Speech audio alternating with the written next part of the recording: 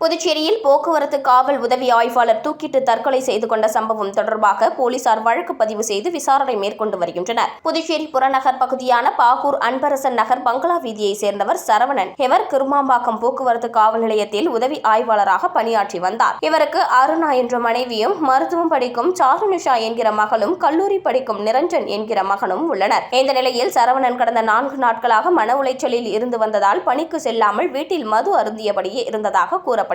இதனிடையே மன உளைச்சலில் இருந்த சரவணன் திங்களன்று இரவு வீட்டு தோட்டத்தில் உள்ள வேப்ப மரத்தில் தூக்கிட்டு தற்கொலை செய்து கொண்டார். இதுகுறித்து பாகூர் காவல் நிலையத்திற்கு அளித்த தகவலின் பேரில் சம்பவ இடத்திற்கு வந்த போலீசார் சரவணன் உடலை கைப்பற்றி உடற்கூறு ஆய்வுக்காக கதிர்காமம் அரசு மருத்துவமனைக்கு அனுப்பி வைத்தனர். தொடர்ந்து காவலர் தற்கொலை தொடர்பாக வழக்கு பதிவு செய்த போலீசார் சரவணன் பணியில் ஏற்பட்ட மன உளைச்சல் அல்லது ஏதேனும் குடும்ப பிரச்சினை காரணமாக தற்கொலை செய்து கொண்டாரா என்று தீவிர விசாரணை மேற்கொண்டு வருகின்றனர்.